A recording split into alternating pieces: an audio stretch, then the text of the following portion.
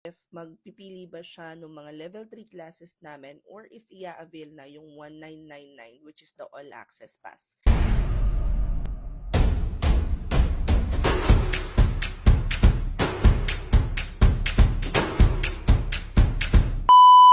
To give you a better overview kung paano mamili kung saang class kayo sasali, you have to ask yourself first, ano kayo ka-determined na magta-transition na kayo to freelancing? How much time can you allocate para dun sa learning? Kung hindi ka pa sure kung ano yung gusto mong i-offer na service, you have two choices. We have what we call the Revamped Basic Work from Home Training Program. It's only 399 pesos, super low commitment, at yung oras niya is Monday to Friday, 6 to 8 sessions lang siya, 6 to 8 p.m. Pero kung sure na gusto mo na mag-transition or freelancer ka na gusto mo na talagang mag-upskill or magkaroon ng additional services na pwede mong i-offer, then you might wanna check yung aming Top VIP All Access Pass. Yun yung 1,999.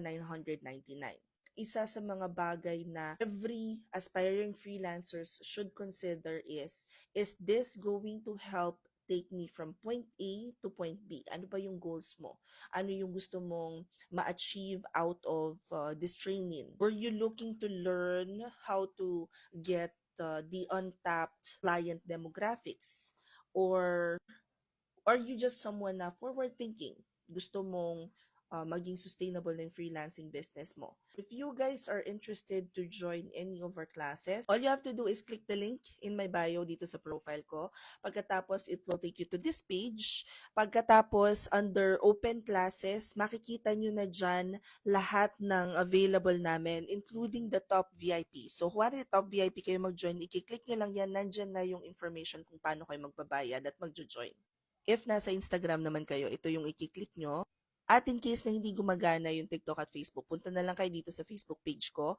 Hanapin nyo yung post na ito at makikita nyo doon sa mismong caption yung pinakang link para sa phone. Ganon din naman sa YouTube, nasa description box lang.